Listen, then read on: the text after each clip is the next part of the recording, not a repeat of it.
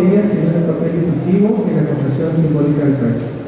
Quiero agradecer, como estaba mencionando, a Gustavo, a Bárbara y a Patricia, y especialmente a Alfredo por su investigación y curaduría, y a los artistas gráficos que hicieron posible esa tradición, y obviamente al equipo IGNA, que trabajó arduamente para que este libro y esta exposición salgan a la luz.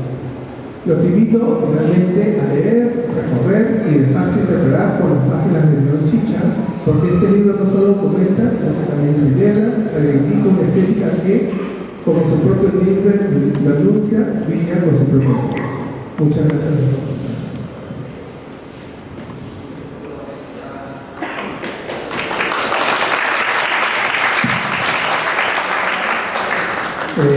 Muchas gracias por venir. Siempre Javier Prado es un tráfico tremendo, así que les agradezco a todos por haberse dado el tiempo, de tener la paciencia de venir a este espacio que en realidad deberíamos visitar mucho más. Creo que es una galería muy especial, es el único espacio en Lima dedicado exclusivamente al grabado. Y cuando recibí la invitación de IGNA para realizar esta exhibición, fue obviamente acepté inmediatamente, porque hay una tradición de grabado popular, de grabado callejero, que los mismos creadores, los mismos artífices durante mucho tiempo lo consideraron efímero, es decir, nadie guardaba los carteles, se pegaban, desaparecían a los días porque se superponían otros y otros y otros, y tuvo que aparecer una persona como Gustavo, o una pareja como Gustavo y Susana, que empezaron claro, está Susana también, que empezaron a funcionar esos carteles que ellos veían en sus viajes constantes, ya estaban con Tarán, por la carretera central hasta llegar a Lima, ¿no? La carretera central, esa arteria esencial, esa columna vertebral de la gráfica y de la música en esta ciudad, ¿no?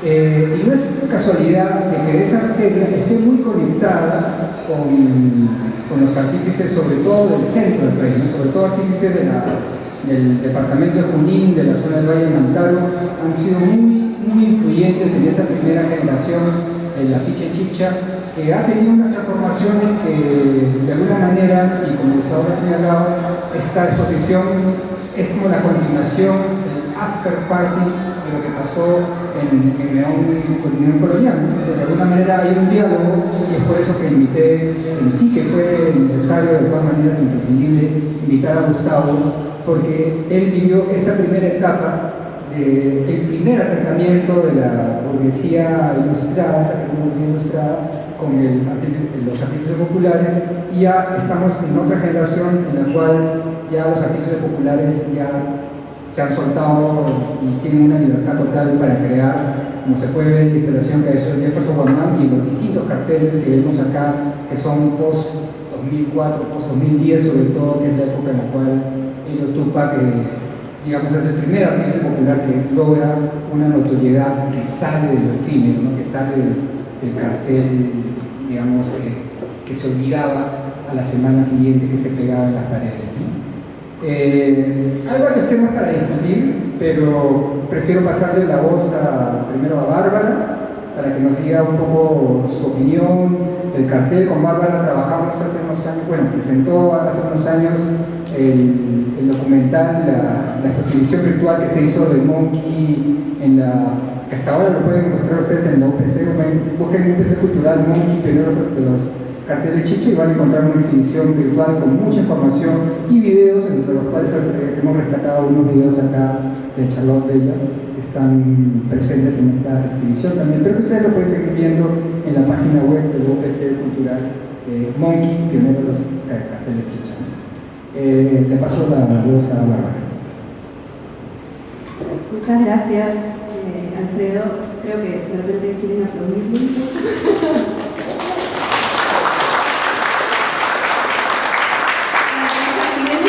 Un poco de calor humano. Buenas noches con todas y todos. Es un gusto para mí estar aquí y compartir con Patricia Siriani, con Gustavo Bundes, con Alfredo. Me gusta también mucho la oportunidad de poder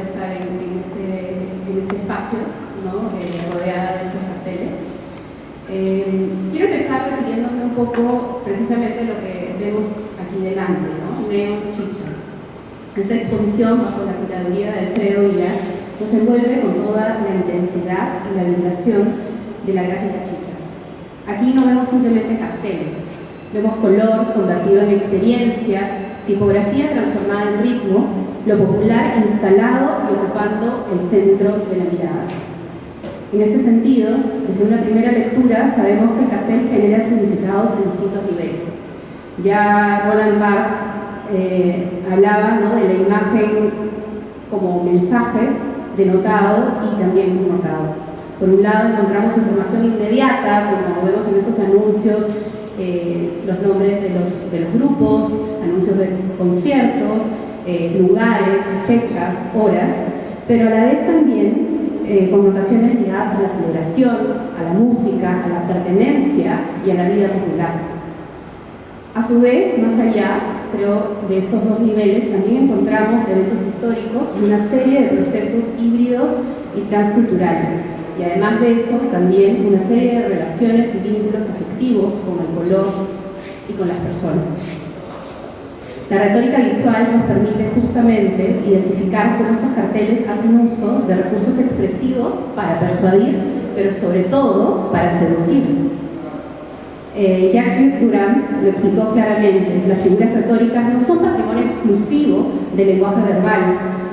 En la publicidad, en la imagen moviliza metáforas, metonimias, hipérboles que nos invitan a entender el mundo visual desde la persuasión y la seducción. La tipografía que parece bailar es una metáfora del sonido. La saturación cromática es un hipérbole que convierte al cartel en un objeto imposible de ignorar. Es así como cada vez que salimos, como decía Alfredo, por la carretera central, nos vemos de alguna manera atraídos por toda esta cartelería y esta superposición de colores y tipografías. Más allá de su valor como texto visual, la gráfica chicha es también una práctica cultural y social. Y aquí aparece un elemento fundamental: la sinestesia. Walter Benjamin ya advertía que la modernidad técnica transformaba la experiencia sensorial al entrelazar lo visto y lo oído en una nueva constelación. Y Marshall McLuhan recordaba que el medio es el mensaje.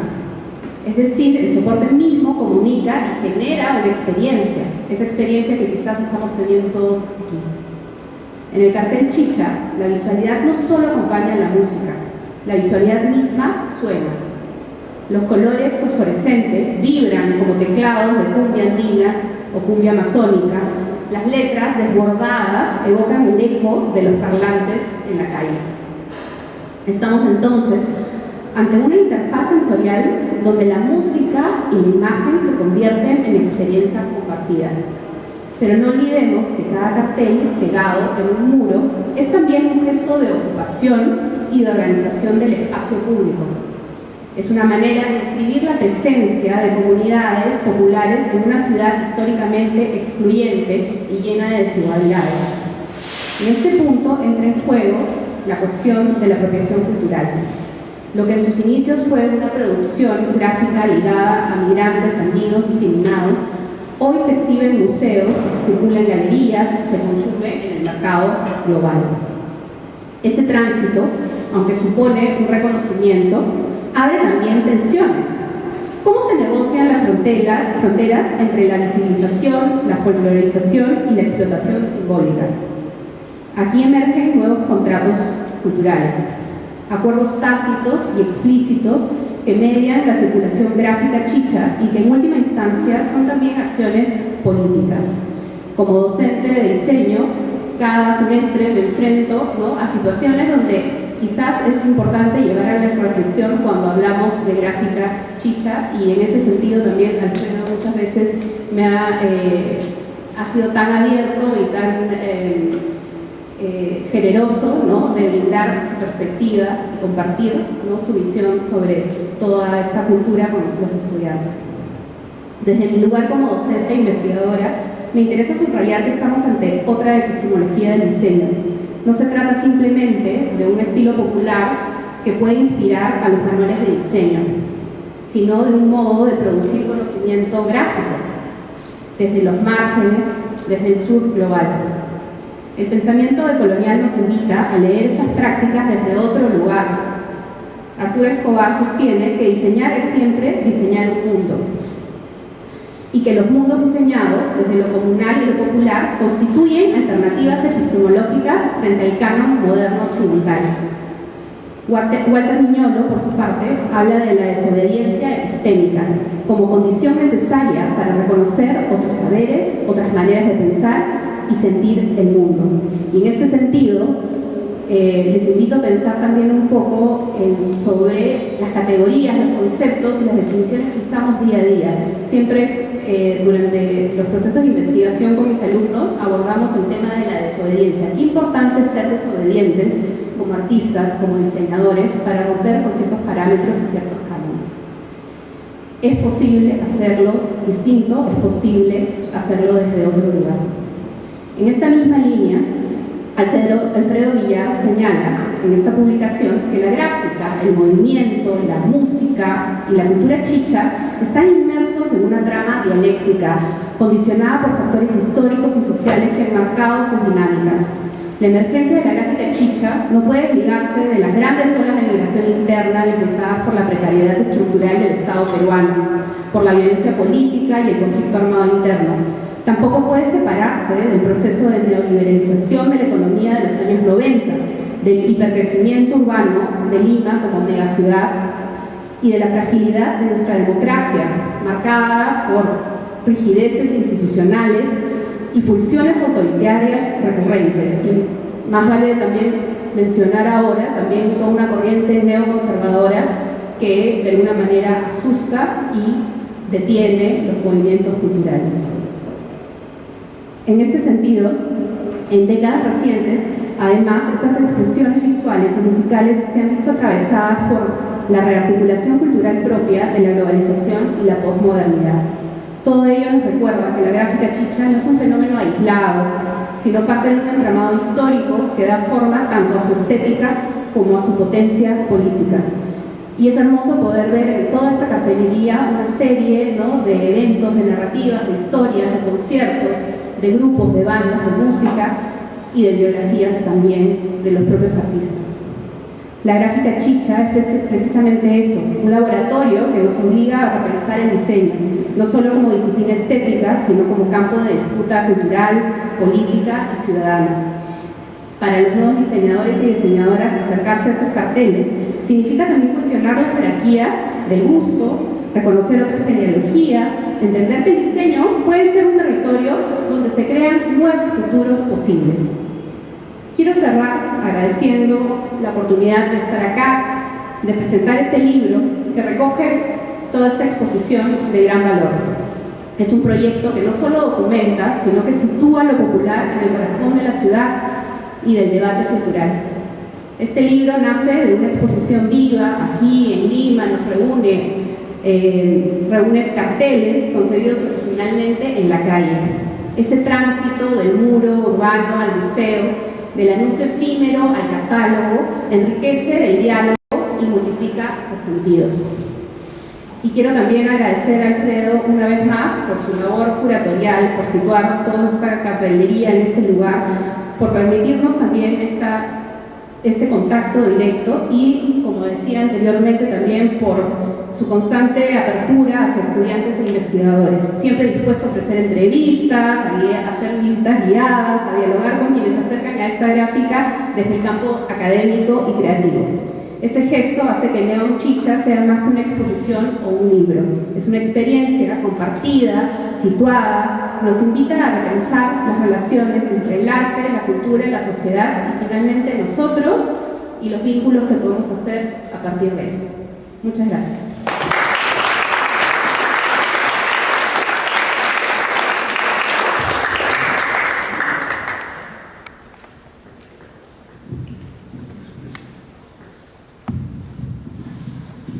Gracias. Soy Gustavo Buntings y uno de los autores a quien se le ha dado la generosa oportunidad de acompañar, esa es la palabra, este valiente esfuerzo protagonizado por el curador de la exposición, como debe ser, que es obviamente Alfredo Villar. Él, con quien me unen varias inquietudes y reflexiones compartidas, a veces en disidencia, generando por lo tanto un intercambio de fluidos que nos lleva siempre a desafiarnos a nosotros mismos respecto a nuestras convicciones asumidas. Bueno, todos los elogios evidentemente a el gran logro de esta muestra, que el libro no solo registra sino prolonga.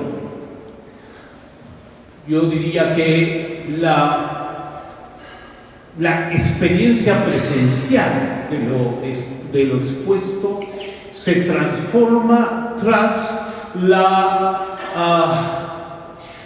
el procesamiento intelectual de las ideas reformuladas en este libro, que además es precioso. Creo que se encuentra con nosotros Iga Taira, ¿no?, el gran artífice del diseño de esta y otras publicaciones igualmente notables. Igual notables porque asumen precisamente el reto de incorporar, metabolizar, convertir en energía propia la temática o la materialidad visual de los elementos que dan motivo a la publicación. Y no es fácil porque estamos aquí ante una de las más acabadas, uno de los más acabados esfuerzos por incorporar a nuestros léxicos eruditos, intelectuales, lo que es esencialmente no solo una revolución cultural, sino sobre todo una revolución sensorial. Bárbara hablaba hace unos minutos sobre la sinestesia como una categoría particularmente útil para comprender lo que aquí nos confronta, y pienso que es un señalamiento feliz, entre otros. Y yo quisiera por eso mismo señalar no solo mi identificación, sino también mi zona de conflicto con aquello que aquí estamos exaltando. Y no me refiero a la muestra, me refiero al fenómeno que la muestra aborda. Como Villar ya ha señalado, junto con Susana Torres, que aquí nos acompaña, tuve la oportunidad de curar una exposición que creo que tú llamaste pionera en relación al afiche Chicha en el año 2004. La exposición se llamó Neón Colonial, y en realidad lo que trabajaba no era el afiche Chicha en su pureza de origen, sino en su experiencia de vida impura y contaminada. Lo que con Susana hicimos fue articular, historiar todas las producciones a las que tuvimos acceso, donde pequeños burgueses ilustrados, es decir, personas como ustedes y como yo, estaban dispuestos a friccionar creativamente sus diferencias con lo popular emergente, es decir, todo lo que nos rodea. Y así identificamos una veintena de carteles, que fue lo que entonces se exhibió, con una reflexión, etc. Lo que Susana y yo intentábamos hacer entonces era procesar no solo un desafío intelectual, sino sobre todo una experiencia de vida. Vivimos en los extramuros, en lo que eran los extramuros de la ciudad. Ahora todo Lima es una gigantesca barriada, como bien sabemos. La carretera central era parte de nuestro recorrido y nuestro hábitat retiniano. Es nuestra primera aproximación a los afiches chicha. No respondía a un mandato político social de incorporación de lo otro, sino al procesamiento de nuestra propia sensorialidad retada, desafiada, estimulada por esta explosión de color que invade Lima precisamente en los años en que la violencia explosionaba también por todos lados en nuestra capital atormentada a finales de los años 80.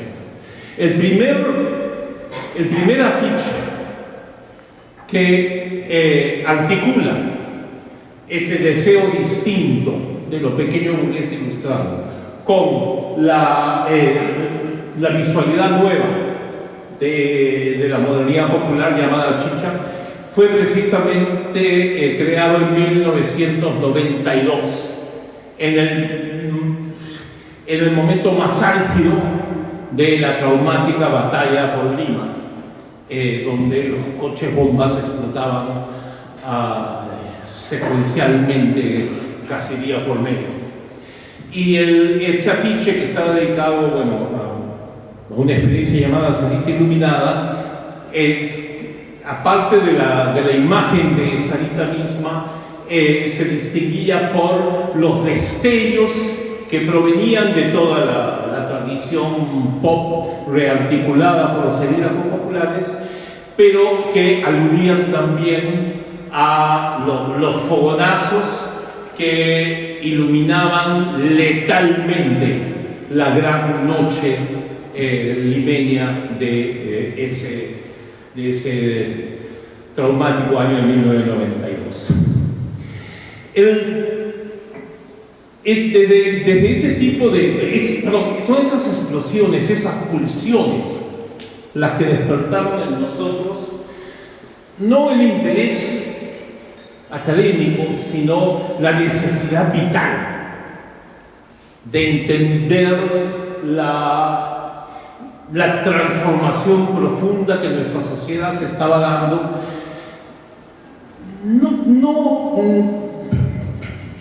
no elementalmente en términos políticos, sino de un modo mucho más radical y decisivo, que son los términos culturales. Y aquí yo quisiera plantear una reflexión también sobre algunos aspectos de mi propia escritura, intentando apartarme de toda esperanza, de toda ilusión en las lecturas lineales del arte, que es la ilusión que suele atravesar y lastrar a las interpretaciones de los fenómenos culturales comandadas por el mandato político. Creo que sobre todo ahora es esencial devolvernos a la comprensión profunda de cómo la poética vence a la política. La política siempre traiciona, porque su propósito es imponer certezas que son ideológicas. Y el propio Marx nos recordaba que la ideología es falsa conciencia. Atención, la ideología es falsa conciencia, incluso también cuando ella pretende ser la portavoz de aquello que alimenta nuestra buena conciencia. Entonces, la política traiciona porque impone certezas, y las certezas son un engaño ideológico. La poética, en cambio, siempre redime, porque su propósito no es imponer certezas, sino devolvernos al principio de la incertidumbre. La poética se construye sobre la contradicción y la complejidad. Y el arte está precisamente enraizado en esa densidad que incluso puede ser una turbiedad. Entonces, lo que continuamente intento arrojar a mi propia reflexión y escritura es la admisión de que tenemos que superar las visiones maniqueas hoy hegemónicas, hoy dominantes en los discursos culturales. Aquellos que se contentan a sí mismos demostrando lo buenos que somos, asumiendo las nobles causas. Y terminan por rendirse ante la condena exigida, mandatoria, contra lo dominante, entre comillas, lo burgués, entre comillas, lo occidental, entre comillas, lo capitalista, entre comillas. Y yo creo que eso es algo que una exposición como esta y los objetos sujetos que le dan cuerpo precisamente hacen trastabillar. La exposición neocolonial, el título de la exposición neocolonial era obviamente un juego de palabras. Y se le iba la vida en la ambivalencia de la denominación escogida. Era, de alguna manera, un manifiesto o una comprensión de los chichas como un manifiesto contra lo neocolonial y sus grisuras infinitas. Hubo una época en que todo edificio de Lima considerado de valor monumental tenía por norma edil, que ser pintado de gris, de plomo. El mismo plomo que luego el velasquismo increíblemente prolongó a las vidas de los escolares en el tristérrimo diseño del uniforme único escolar que ustedes recordarán.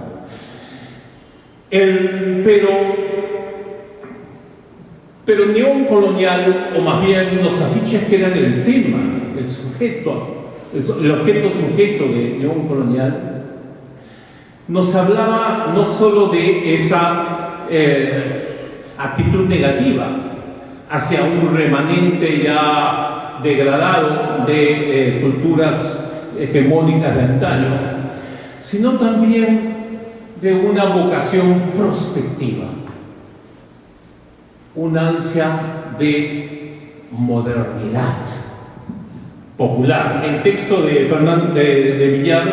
Alfredo Villar muy acertadamente reivindica una frase no profética, pero sí condensadora de los tiempos, de Mirko Lauer, en un volante histórico de la única exposición que el grupo Huayco, el taller Huayco, llegó a realizar como tal, donde es casi un grito de batalla. Mirko escribe: en el Perú hoy solo lo popular es moderno. Estoy parafraseando, quizá hay una coma de más o de menos, pero es la idea que ilumina también la mirada, la reflexión de Villar y nos obliga a apreciar estas obras no desde las convenciones académicas de la otredad, sino como un salto de tigre hacia un pasado que se reinventa como futuro posible para esos estratos sociales que la academia denomina subalternos. Pero atención, esa ansia de modernidad popular no es necesariamente anticapitalista. Al contrario, es no solo en el afichismo chicha, sino en el fenómeno de los chicha en general, que es inabarcable y de una densidad desafiante.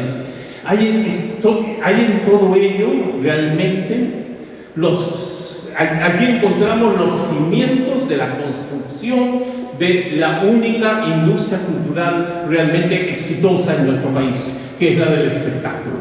Y para así comprenderlo es de enorme utilidad revisar estas páginas con su detallada descripción histórica incluso, de cómo se fueron construyendo los rudimentos de lo que terminó siendo una renovación del capital decisiva para las transformaciones que luego sacudirían al país. No es gratuito que Fujimori haya intentado hacer de la modernidad popular o la yo suelo llamarlo postmodernidad popular, con estratégicos paréntesis en el prefijo, pero en fin, no voy a entrar ahora en esas exquisiteces. No era del todo incoherente que Fujimori procurara hacer de la postmodernidad popular en sus expresiones culturales, particularmente la tecnocumbia, Rosy Ward, etc. Quería intentar hacer de eso el sustento cultural de su dictadura. Hay allí una coherencia que mal haríamos en minimizar. Porque precisamente estos fenómenos artísticos, culturales, que cargan una dimensión liberadora de utopía, también pueden ser articulados a los nuevos sistemas de opresión. Si no entendemos esa contradicción y complejidad, no podemos realmente asumir la riqueza y el desafío de productos, de sujetos, objetos como los que estamos aquí analizando. En el fenómeno chicha, la cultura se torna industria capitalista y popular al mismo tiempo. Y es impresionante ahora comprobar que la debacle de ¿cuántos son? 20 años de delirio populista en Bolivia tiene un lema, el lema de la campaña triunfadora, que es capitalismo para todos. Es decir, el candidato triunfador que cierra todo un periodo histórico en Bolivia, lo cual es muy significativo por el modo como en el Perú se ha tergiversado lo que ha sido esa experiencia, ha obtenido el apoyo de las masas, prometiendo no más populismo, sino reivindicando un capitalismo otro. Como lo hacen precisamente las sensorialidades nuevas de la estética chicha. Esto en realidad no debería sorprendernos. Si leyéramos con la intensidad crítica que amerita la obra impresionante de José María Vegas, veríamos que hay allí también no solo una reivindicación, hay un clamor por hacer accesible los instrumentos liberadores del capitalismo para los sectores populares. Y puedo dar citas y referencias, etc. Todo ello, por supuesto, atravesado por la angustia de cómo hacer bajo ese horizonte distinto, factible, no solo la supervivencia, lo cual sería anacrónico y delirante, sino sobre todo la transformación regeneradora de las tradiciones comunitarias, ancestrales, etc. Estamos hablando del mestizaje. El mestizaje está profundamente articulado a este concepto de lo capitalista con un signo liberador, que es lo que en realidad, que es el verdadero drama socioeconómico que en nuestros países se da en las últimas décadas. La chicha el afiche chicha, la estética, la ética incluso, de lo que estoy aquí así denominando, se juega su vida en ese trance.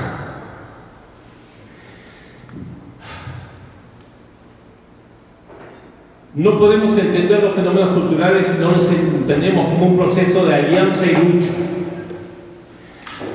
Y la historia social del arte, por la cual yo he batallado tanto en cauces abiertos antes por personas como Mirko Lauer, precisamente, o Juan H.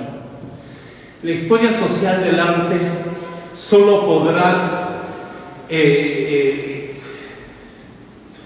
reafirmar su vigencia si se articula también a otras historias, que son las que mejor explican los procesos de contradicción y complejidad en la poética. Por ejemplo, así como considero, y me reivindico en lo que he intentado hacer durante casi medio siglo, así como considero que esa historia social del arte es indispensable, también necesitamos una historia espiritual del arte, lo que en otros contextos se ha llamado la lucha almada, no la lucha armada, que ya sabemos a qué nos conduce. La lucha almada, la lucha por la salvación del alma inmortal del arte. Pero esa historia espiritual del arte, a su vez, tiene que articularse a una historia también sexual, libidinal.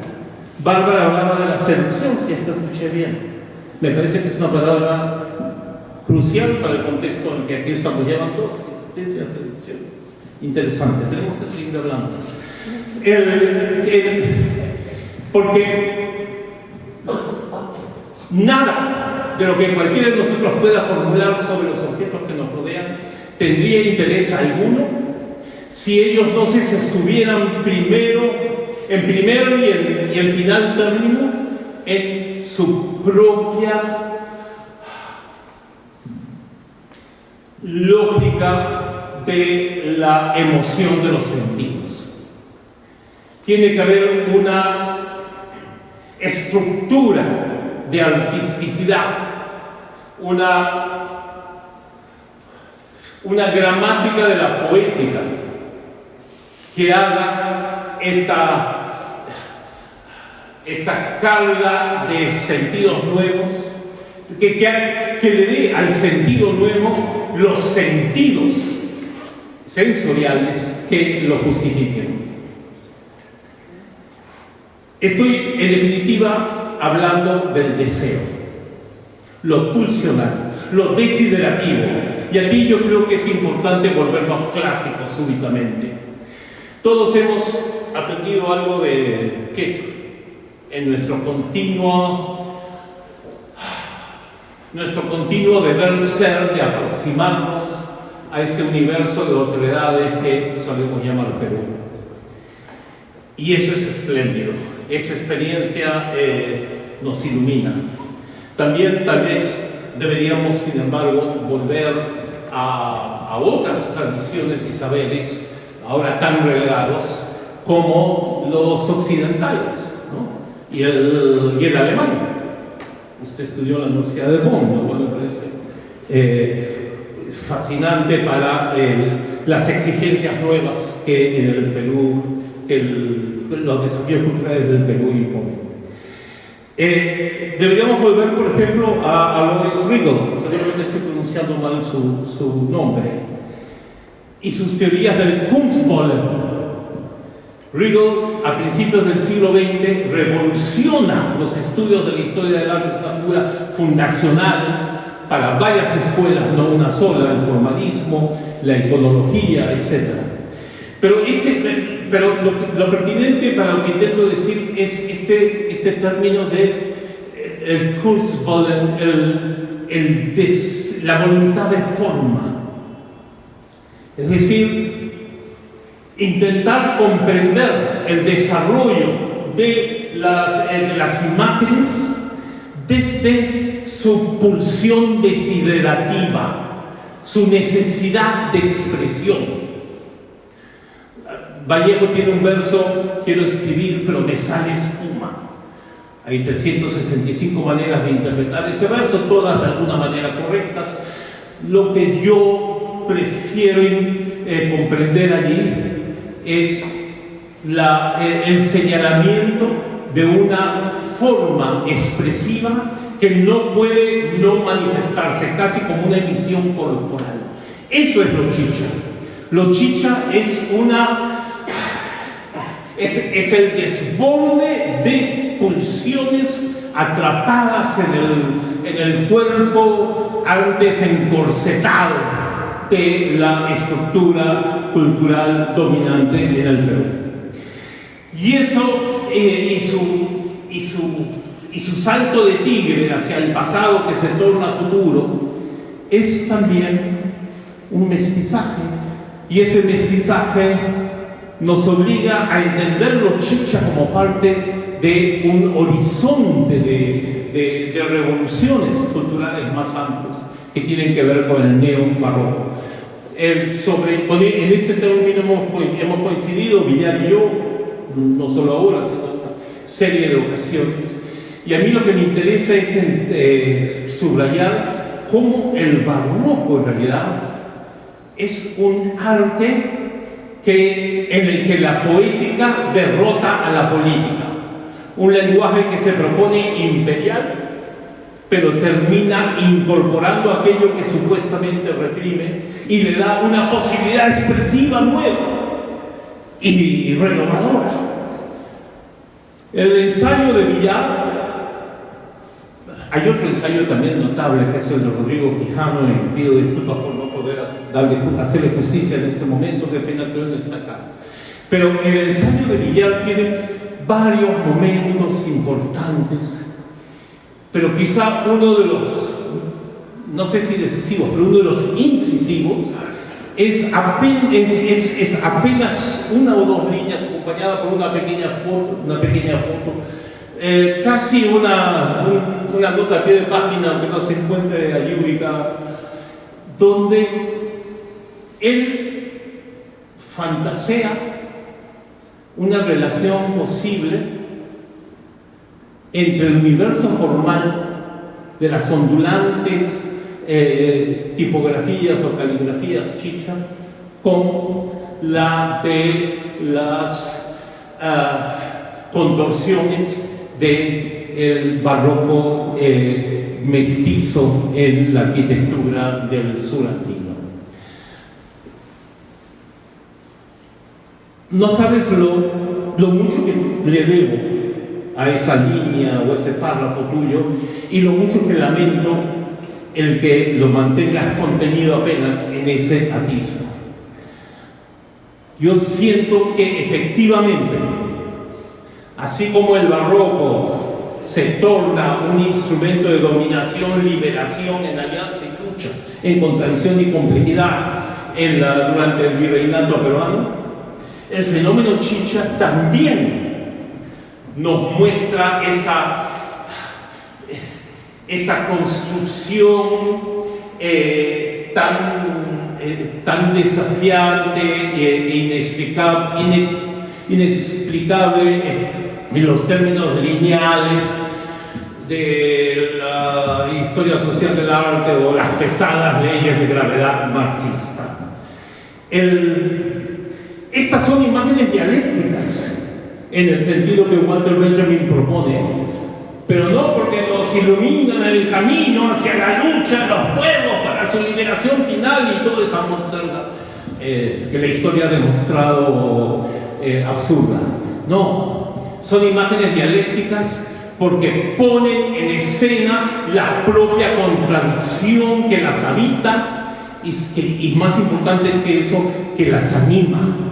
Son imágenes donde encontramos la coexistencia de lo irreconciliable y en vez de abandonarnos, de empujarnos al abismo depresivo de la discusión política, nos elevan a los cielos esperanzados de la poética. Quiero, como se habrán dado cuenta, creo que en 3-4 minutos podría hablar 10 veces más, pero entiendo que después va a haber oportunidad para seguir intercambiando. Todavía falta que hable Patricia y obviamente Villar va a cerrar. Pero quiero terminar todo lo que he dicho planteando una paradoja. La paradoja es contradicción aparente, que introduce un elemento de disidencia con mis propias formulaciones y de alguna manera también con las de Villar, pero aquí estamos hermanados en estas ironías de la historia. Villar hace una reflexión muy interesante sobre cómo la fosforescencia, volvamos a lo sensorial. Si hablamos de arte, no tenemos que empezar y terminar hablando de las formas mismas, si no, no tiene ningún sentido. Él habla de cómo las fosforescencias de estos afiches se vinculan con cierta tradición reciente en la textilería popular, particularmente latina, y ciertamente la del mantaro. El mantaro, dicho sea de paso, es el gran laboratorio de transformaciones modernas y capitalistas en el mundo andino, por razones históricas complejas.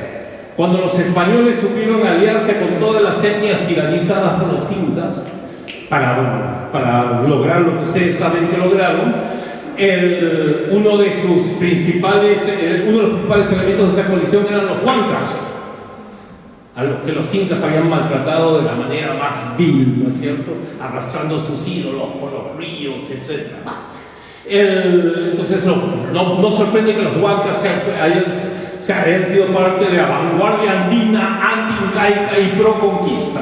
Historias que ya nadie cuenta, pero que son importantes para entender lo que es la contradicción y complejidad de la vida de los pueblos. Y eso dio lugar a que la zona del Mantaro tuviera un trato preferencial en sus negociaciones para el reordenamiento económico de sus vidas. Y eso dio lugar también a que el Mantaro no haya sido una zona de lo que en Europa llamarían siervos de la gleba, sino más bien de agentes autónomos. Y eso dio lugar a que el Mantaro se constituyera en una vanguardia también cultural en términos como los que estamos aquí conversando. Bueno, Villar señala quizá la posible influencia de la introducción en esos contextos de anilinas industriales que incorporaban los desarrollos últimos de pigmentos fosforescentes en los cuerpos de paz. Dice Villar, tuvieron allí un papel significativo intentando modernizar la artesanía textil campesina. Y yo no tengo duda de que hay elementos comprobables en todo lo que esa hipótesis implica.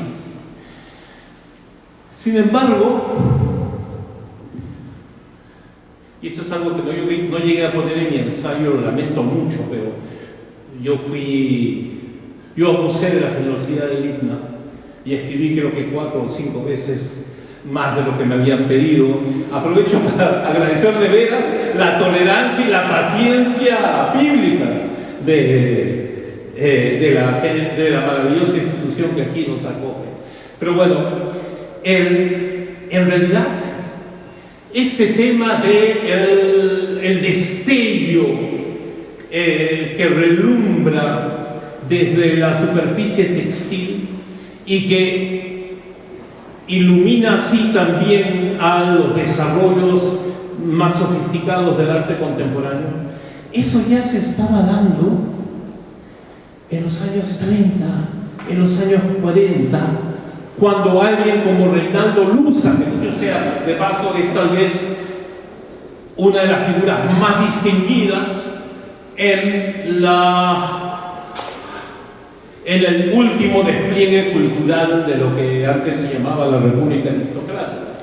Era un señor en varios sentidos del término, señor, señorial, y sin embargo, o quizá también debido a ello, otra discusión, profundamente articulado a esta necesidad sentida de establecer un vínculo con lo propio, con lo popular, con lo andino, con la tierra, con lo ancestral. Y Reinaldo Luza, que tuvo una carrera meteórica, deslumbrante en el mundo de la alta moda internacional, vivió décadas entre París y Nueva York y Londres, dirigiendo la parte artística de revistas como Campus Papá. Él se relaciona con los genios creadores y más enloquecidos de la alta costura, como Schiaparelli, e influye decisivamente en las transformaciones decisivas que esos personajes estelares de la sociedad cosmopolita estaban estableciendo. Entre esos aportes suyos está la introducción de lo que él llamó Chola Pink, y Schiaparelli convierte en Shocking Red. Y ahí hay una serie de matices importantes que habría que establecer, hay diferencias, pero no es este el lugar para entrar en tanto detalle. Atención que también hay una discusión pendiente de resolución importante con nuestros hermanos mexicanos, ¿no? Quienes reivindican un rosa mexicano, sobre cuyo protagonismo cromático habrá que polemizar en algún momento. Ya la República Aristocrática, fenecida en los años 30, 40, pero supérstite en su hegemonía cultural a través de figuras fascinantes como la Reinaldo Luza, ya había en ellos una atención puesta a los estímulos sensoriales de una cromaticidad distinta, antigua, pero renovadora al mismo tiempo. Y esto, como decía antes, desafía varios de nuestros planteamientos, me incluyo, y nos obliga a repensarnos continuamente. ¡Qué dicha! Porque nos obliga a distanciarnos de la política chatamente entendida para reencontrarnos con la poética en su sentido más lato y liberador. Gracias, Alfredo, por llevarme también a estos autocuestionamientos. Me hace sentir joven otra vez.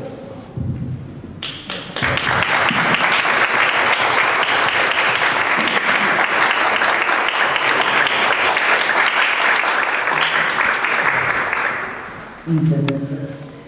Antes de continuar, van a Sí, una por copa favor. más de vino para todos. Hola, ya. Sí. Yo me quedo con esta oposición que haces entre, que también en la cual participa Alfredo, entre lo neocolonial y lo neobarroco. Porque. Y lo neobarroco. Porque ese tema de tu tesis de maestría, ¿no? Alfredo, hablando más de la obra de Alfredo Márquez y Ángel Valdés, pero sería, a mí me parece un poco osado usarlo para hablar de café chicha. Y justamente lo que me parece interesante en esta exposición, y que se refleja mejor en el libro que en la exposición de hecho, es que hay muchas exposiciones en una exposición.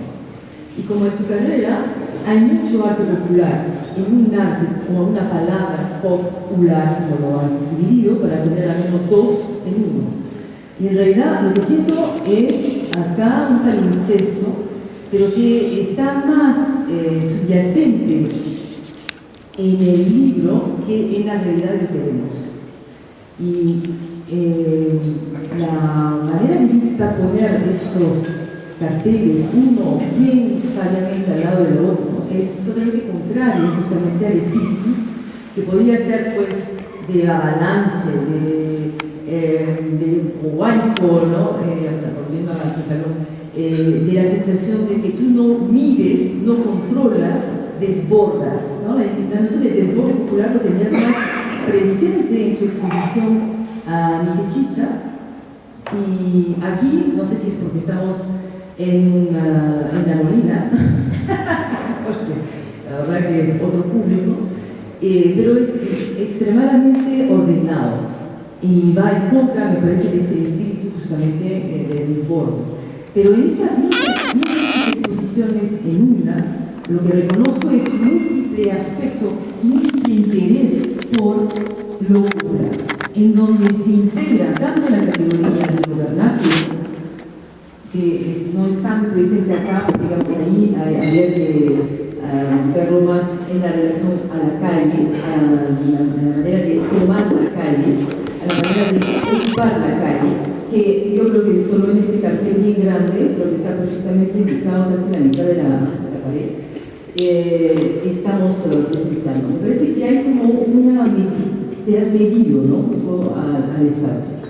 Y estas múltiples maneras de ver lo popular, que son lo vernáculo, lo pobre, que no se ve cuando tienes estos acrílicos, que son bien limpios, perfectos, que dan a sentir una exposición en un centro cultural de La Molina, y que va con todo un aburguesamiento, ¿no? del cartel Chicha, que me parece que contrasta, como si hubiera varias historias a la vez. Es la historia del cartel Chicha, tal como está pegado a la mala en la calle, y la historia de la recuperación y la musificación del cartel Chicha, que se vende miles de dólares, que está en MoMA, que está en donde museos. ¿Cómo contrastar esto con la realidad de Lima, en donde están prohibidos los carteles Chicha de todos los barrios no populares, pero también populares? O sea, si vas a San Martín de Porres, están arrancados, está prohibido pegarlos. Si vas a Antequera, realmente donde hay menos policías se deja, pero no es porque quiere. Entonces, estamos a la vez en un momento donde está completamente rechazado esta cuestión popular, y a la vez está presentado acá con medición, con un cierto cuidado. Esta palabra popular la usas en tu carrera de múltiples maneras, porque te atacas y has presentado en un libro con los mismos colores, ¿no? Los mismos tres colores, ¿no? de la imprenta, sin mezclar, ¿no? El amarillo, el cian y el cholapín, ¿no? el fucsia. Tenemos la misma idea con la apropiación del cómic, ¿no? Cuando tratas de todo el cómic en Latinoamérica, estás haciendo justamente una obra de archivismo, ¿no? Que acá siento que está un poco presente, como una voluntad de presentar un poco de cada cosa, y a la vez de hacer que en cada cosa haya el mundo. Más claro está en la obra de Huanchaco, donde tenemos 4, si no más, como Huanchaco nos dirás, 4 capas mínimo. Tenemos Segarra, que era el objetivo de la creación de esta obra. Entonces, todo el cine, serie B, bueno, es también vinculado a la serie B en el mundo, y a la sensación de que el arte popular es lo que permite vincular lo sórdido, lo erótico, libidinoso, no asumido, esta morbosidad. Pero también pues en Nailán y el Dios, ¿no? que va con todo un aburguesamiento, ¿no? del cartel Chicha, que me parece que contrasta, como si hubiera varias historias a la vez. Es la historia del cartel Chicha, tal como está pegado a la mala en la calle, y la historia de la recuperación y la musificación del cartel Chicha, que se vende miles de dólares, que está en MoMA, que está en donde busco. ¿Cómo contrastar esto con la realidad de Lima, en donde están prohibidos los carteles Chicha de todos los barrios no populares, pero también populares. O sea, si vas a San Martín de Porres, están arrancados, están prohibido pegarlos. Si vas a Puente realmente donde hay menos policías se deja, pero no es porque se quiere. Entonces, estamos a la vez en un momento en donde está completamente rechazado esta cuestión popular y a la vez está presentado acá con una medición, con un cierto cuidado. Esta palabra popular la usas en tu carrera de múltiples maneras, porque te atacas y has presentado en un libro con los mismos colores, ¿no? Mismo, 3 colores, ¿no? de la imprenta, sin mezclar, ¿no? El amarillo, el cian y el cholapín, ¿no? el fucsia. Tenemos la misma idea con la apropiación del cómic, ¿no? Cuando tratas de todo el cómic en Latinoamérica, estás haciendo justamente una obra de archivismo, ¿no? Que acá siento que está un poco presente, como una voluntad de presentar un poco de cada cosa y a la vez de hacer que en cada cosa haya el mundo. Más claro está en la obra de Huanchaco, donde tenemos 4, si no más, ¿no? Huanchaco nos dirás, 4 capas mínimo. Tenemos Segarra, que era el objetivo de la creación de esta obra. Entonces, todo el cine de serie B peruano, que es también vinculado a la serie B en el mundo y a la sensación de que el arte popular es lo que permite vincular lo sórdido, lo erótico, libidinal, libidinoso, no asumido, ¿no? Digamos, esta morbosidad.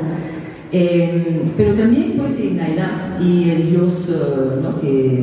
del norte de Perú, González Prada, y lo que más se ve a la primera vista es el arte manga, digamos el arte popular japonés que está ahí. Entonces tenemos 4 capas, 3 obras muy críticas, que si no te las explica Huanchaco es bien complicado de entender, por eso es importante leer el libro, por eso necesitamos de ese libro para ver que hay muchísimas capas en esta exposición.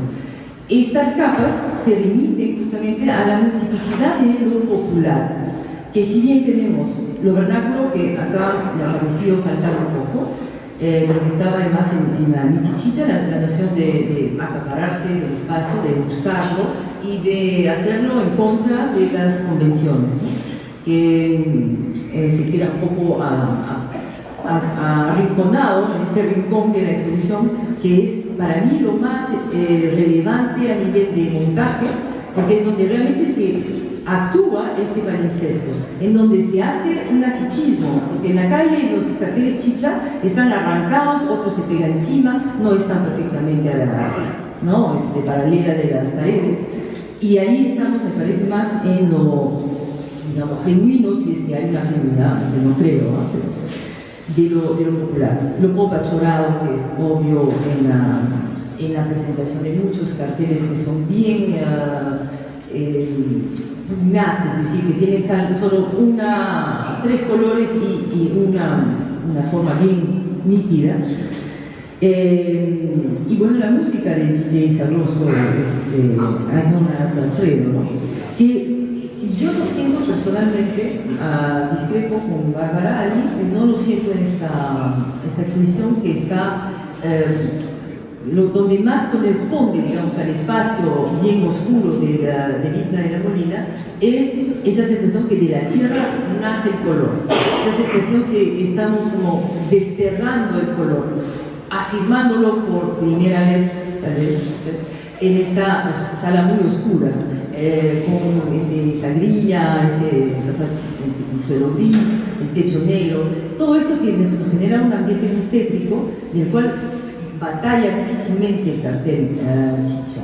Entonces, en este contraste me parece que es interesante este rincón, porque es como que emerge ahí, pero un poco encerrado en sí mismo, en vez de dialogar con el flujo. Entonces, lo que más me interesa ahí es esa idea del protagonismo versus la desaparición, que me parece que es un poco la dialéctica que vemos acá. Hay a la vez el protagonismo de los carteles, de algunos nombres que aparecen, hay algunos más, Monty, pero que están a la vez mostrándose y desapareciendo, porque ellos no son el tema del cartel. Y a la vez una desaparición de la sala, que tiende a no tener mucha presencia, y que acá haces como emerger, como venir hacia nosotros, ¿no? Entonces, ahí me parece que has jugado justamente en lo que no me parece trata de lo neobarroco, lo neocolonial, porque sí, es interesante lo que dices, Gustavo, sobre lo plomo que sería neocolonial, porque eso va al contrario de lo que se está revelando hoy día con Prolima, en donde se revela un neocolonial hecho de colores. Y entonces esta idea de, pues, de guía, de hacer todo blanco, todo una línea blanca, ha sido justamente contrastada con un momento, ¿no?, de 4 años, donde Barrantes pintó de rojo la Plaza San Martín y varios otros partes del centro histórico. Entonces acá tenemos como un juego que es de los poderosos, que no calza acá. Y por eso que no veo la conexión con el neobarroco para nada, porque esto sería una relación más al poder. Y acá justamente estamos hablando de contrapoderes, o de alterpoderes. Y también, por eso el neobarroco juega con lo neocolonial, totalmente de acuerdo, pero no juega con, me parece, lo que vemos aquí. Tal vez sí bien con la obra de Alfredo Márquez y Ángel Valdés, sobre todo. Eso me parece muy acertado. Aquí no me interesa. O sea, me parece interesante discutir más sobre estos temas, ¿no? Lo que es seguro es que el color es el protagonista aquí. Y el color es el maldito de la historia del arte, un poco, ¿no? El maldito de la... es un poco el que viene a recordarnos en qué época estamos. Según que haya mucho o poco colores, tenemos sensación y entendemos en qué sociedad vivimos. Ahora, la oleada ultraliberal corresponde con un momento gris. Corresponde justamente con este gris plomo que decías era neocolonial. Me parece muy interesante relacionar el gris con el neocolonial. Yo lo relaciono más con lo neoclásico, que es otra forma de decir neocolonial, acá, pero que tiene más que ver con las estructuras ordenadas de una sociedad fantasma, que no existe en realidad, pero que se quiere imponer por las formas. Entonces, me parece que acá el juego y el trabajo sobre el color es lo que nos hace un poco repensar nuestra manera de vivir los colores, que es todavía en Lima un desprecio a lo primitivo, que es exactamente, me parece, lo que está haciendo unas obras que están presentes acá, que recuerdan, sobre todo de Jefferson Guamán, una con el túnel que está detrás de esta pared, en donde vemos un túnel que es casi africano, y con colores que recuerdan las obras neoafricanas de Gerardo Rodríguez, y que nos cuenta un poco una vuelta de tuerca que se está haciendo desde este arte contra una maquinaria bien dura desde los años 80 que nos ha acostumbrado al marrón, gris, beige, negro. Y que esta sala claramente es un homenaje a esta era neoliberal. Entonces acá es como un intermedio, estamos presentando colores vibrantes encerrados en un pequeño espacio bien definido para cada una y que intentan, ¿no?, irrumpir y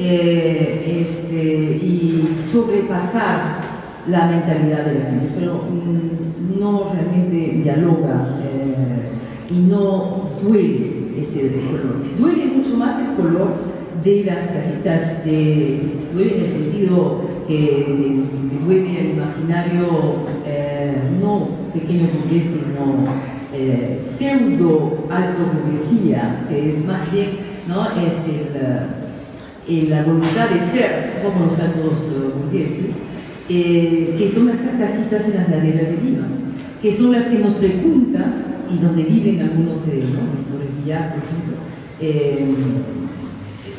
que nos preguntan, nos cuestionan sobre nuestras costumbres, de lo gris, blanco, negro, desde cómo nos vestimos hasta cómo hablamos y habitamos esta ciudad. Y yo creo que ahí la lección de todas estas obras es recordarnos que no deberían quedarse en un cartel, sino deberían estar en cómo nos vestimos y en cómo pensamos. Para mí la obra más interesante y relevante de la exposición es la de Daisy detrás, justo acá, que mezcla el Queneur con una arenga en pleno baguazo, no post-baguazo, una arenga que nos recuerda que va a explotar, ¿no? Explosionar la Amazonía, cosa que esperamos todavía, porque más bien implosiona de su anemia y de la pérdida de autonomía, básicamente. Y a la vez es la obra de Tela, me parece la única, que es la menos vistosa, que es la menos chirriente, justamente, pero es la que calmamente nos recuerda que lo indígena es lo popular, es de donde deberíamos de salir y desde a dónde nos vamos a ir. Es decir, esta obra nos recuerda como todo está incluido adentro. Efectivamente es político el cartel Chicha, pero no solo porque ha vivido el momento de la abominía fujimortesinista, sino porque ha estado irrigada, nutrida desde los vestidos de Huancayo, del Valle del Mantaro, pero también desde la pobreza de los que acaban de llegar a Lima y intentan sobrevivir, pero mostrándose a lo fuerte que son. Es a la vez todo esto. Entonces me parece que la cuestión del Queneur es como casi el centro, por eso me encanta ver a Luisa en la sala, porque estamos acá con dos pequeños recuerdos del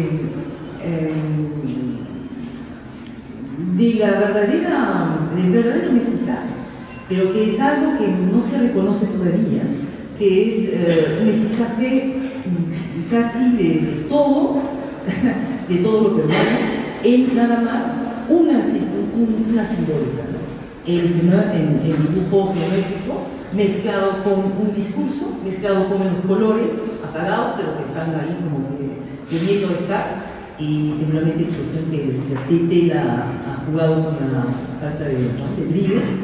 Y ahí con esta obra tenemos un poco todo lo que ha querido, creo yo, o podido decir el discurso tanto de Rodrigo Quijano, que empieza con un recuerdo de lo que decía Stasny sobre lo popular, que es justamente esta mezcla entre lo protagónico y lo que desaparece, entre lo que es parte del mundo visual real que se ve y lo que desaparece. Tiene muchas cosas, no es exactamente lo que dice Stasny, es mi lectura de Stasny, ¿no? Que en realidad funciona con pares dialécticos mucho más poderosos y que valen por todo el arte que tenemos en los museos y en la calle. O sea, lo que me gusta de esta exposición y lo que me encanta de todo lo que haces, Alfredo, es que nos da ganas de volver a la calle. Es el arte que sirve para ver lo que es más importante que el arte, es el arte que nos vuelve a la realidad de la vida y cómo habitar mejor esta ciudad. Muchas gracias, Alfredo.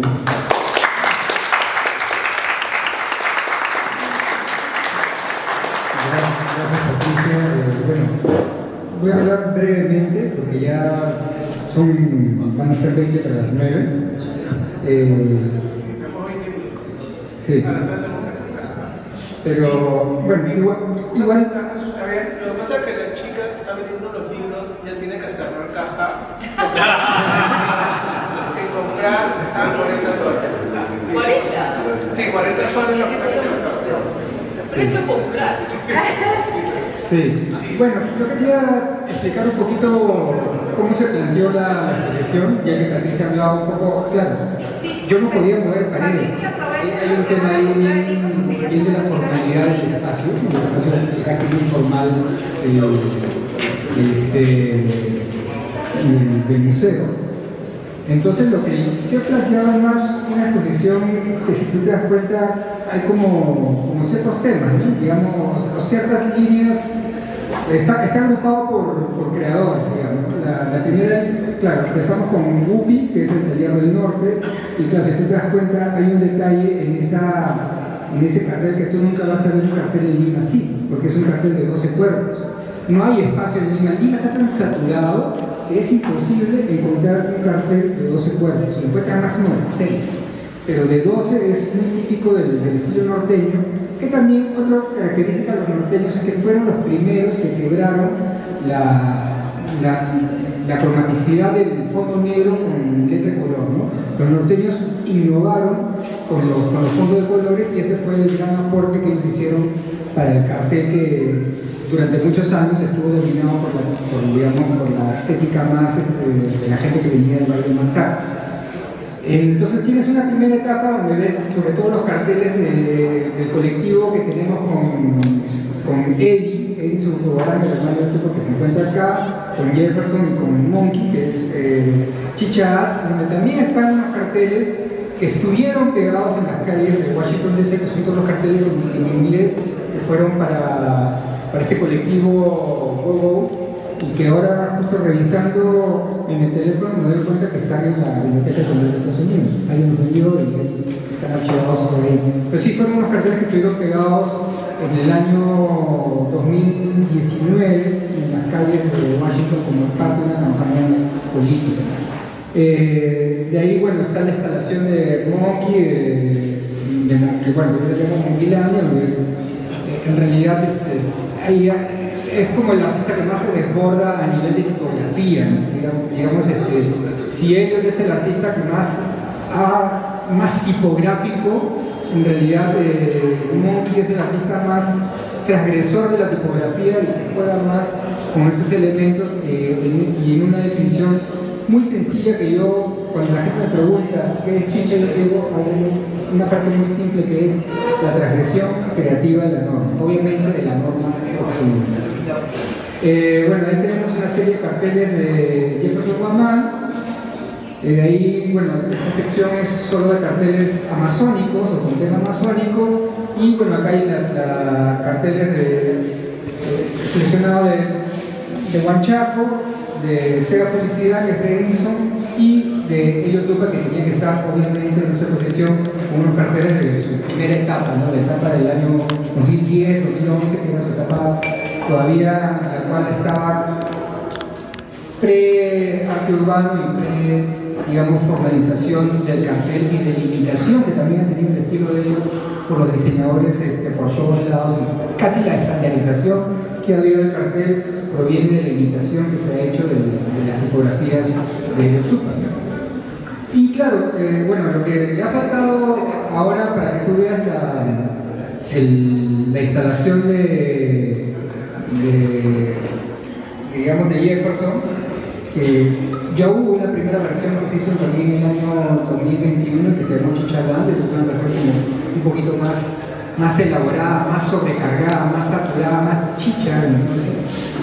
Sí, yo creo que el alma de la exposición está en ese cuartito, o sea, digamos, lo que se podía hacer, porque obviamente yo no podía cerrar las paredes del museo, pero sí me pude dar nos pudimos dar la chance de hacer esa pequeña instalación, que también es como la parte para mí más de acción, más de cómo del modo de hacer chicha, ¿no? De cómo se invaden las paredes y se justaponen elementos sin ninguna intención de armonía o de museografía, ¿no? Entonces creo que ahí sí hay un aporte interesante de Jefferson, que aprecia este arte que está en la calle, pero que también en los últimos años ha trascendido la calle y ha pasado a otros espacios también, ¿no? Más museográficos, y de alguna manera igual yo agradezco a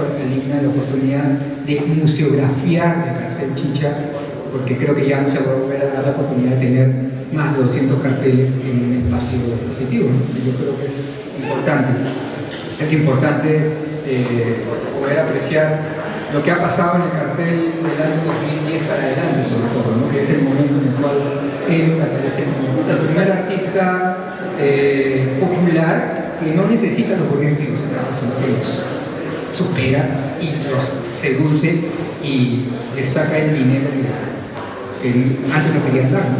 Pero bueno, eso es lo que puedo decirles y les agradezco a todos mucho. No sé si hay preguntas del público para poder interactuar con ellos. Yo creo que sería interesante algunos comentarios y bueno, eso. Gracias.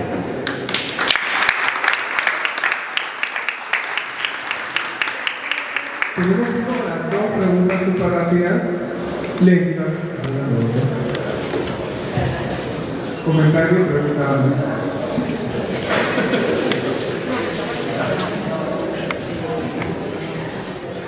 Bueno, para ser breves, en realidad era una pregunta que ahí...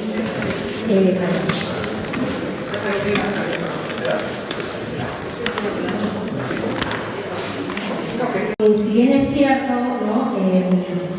El movimiento cultural, o sea, si hacemos un pequeño panorama del movimiento cultural y estético reciente, pareciera que la estética chicha, como siento que no terminó de gustar, ¿no? y nos ha hablado desde los 90 o de calzar en las tendencias globales del arte, digamos, de hoy en día. Pareciera como no calzar en los actuales gustos, ¿no? Como si hubiera un circuito incompleto, en realidad, de exportación de este arte. Si bien es cierto, hay un interés de instituciones, me refiero un poco al mercado, ¿no? ¿Qué le faltó, qué le falta a la estética chicha para no haber alcanzado estos gustos actuales globales, como sí lo ha hecho y lo está haciendo de manera bastante brutal y generalizado el arte indígena, ¿no? Existe, o sea, ese sentido, estos sentidos globales que hoy se habla mucho, ¿no? de lo políticamente correcto, más sobre lo poético que nos mencionaba Gustavo. Entonces, ahí esa cuestión y esa pregunta de qué es lo incompleto desde el mercado, desde el estudio, desde la crítica, que pareciera no terminar de calzar a estos gustos, donde justamente hablan de lo marginal, de lo no visibilizado, pero hay un enfoque hacia lo indígena principalmente, ¿no? Ese es un poco mi pregunta. Gracias. Sí, yo creo que eso es interesante, es una pregunta interesante de por qué, yo creo que porque no es, porque a pesar que tiene una raíz indígena muy fuerte, una alteridad muy fuerte, sobre todo en el uso del color, y yo sí menciono eso es muy importante, que el cartel, antes que existiera el cartel chicha, estas primeras experimentos cromáticos se hicieron en los textiles andinos, del sur andino. Entonces, sí tiene una raíz indígena muy fuerte, es un indígena traído, es una estética rural e indígena traída a la ciudad y transformada en un cartel publicitario. Ahora, ¿por qué el mercado internacional todavía no lo entiende? Yo creo que ya pronto lo va a entender. De acá voy a llevar a algunos al Museo de Colonia, vamos a hacer una intervención con carteles, y también hay una exposición que se viene de acá a 2 años en el Fútbol Forum sobre cultura popular global, porque ya hay un interés por estas hibrideces que suceden no en el mundo indígena, sino en lo que sucede cuando ya esto se hibridiza en la ciudad. Creo que son momentos del mercado, pero sí me parecen también momentos injustos, porque yo creo que, por ejemplo, artistas como Ashuko o Lucuma han merecido mejor fortuna, ¿no? Cuando yo, por ejemplo, en un artículo que escribí sobre la exposición de Remy, decía, pero ¿por qué son valorados en el arte amazónico más Chonón Bencho, Sara Flores, y también Lucuma y Ashuko son súper importantes, ¿no? Claro, porque son artistas urbanos, porque no hay esa cosa políticamente correcta, no son indígenas, viven en la ciudad, se jueguean, toman chela. Entonces, no pertenecen a un colectivo que hay que... esas cosas no tienen ese plus, o Monkey, ¿no? Que es un artista que no ha podido venir porque ayer se metió una borrachera en su pueblo y se quemó con los cohetes. Entonces hay una indisciplina en los artistas urbanos chicha que los hace poco políticamente incorrectos. Entonces creo que ahí hay una cosa interesante y que en el futuro yo creo que eso se va a nivelar un poco, pero sí yo considero que hay artistas chicha o híbridos entre lo amazónico y lo chicha como Ashuko o Lucuma que merecen una mejor fortuna y que me parecen tan buenos como tantos artistas como Benuca Ebanán o como Chonón o como Linda Silvano, ¿no? Yo creo que el arte popular yo sí lo miro en un nivel de diálogo, no en un nivel de jerarquía. Para mí el arte más... Y es por eso que es interesante que esté la pieza de Daisy acá, de Daisy con Chris, porque fue una colaboración también con Cristian, y es un homenaje al cartel chicha, pero también es un homenaje al Quené. Entonces, y obviamente cuando hicimos la instalación de Koshi Quené como Linda y pintábamos esa parte central con flúor, era un homenaje a todas ellas, porque lo que escuchábamos cuando pintábamos con las mujeres subidas era chicha, ¿no? Chicha, techno, rock, escuchábamos todo. Entonces, esas separaciones entre arte indígena o arte urbano o arte chicha, yo creo que tenemos que trascenderlas y, bueno, no sé si en algún momento el mercado se dará cuenta, pero lo importante es que estemos realizando esas secciones ahora y que lo miremos no con esa jerarquía, ¿no? Obviamente, las artistas chichas no son tan políticamente correctos para rescatar, pero yo sí creo que tienen un aporte y una mirada que tiene una raíz indígena, pero que en la ciudad.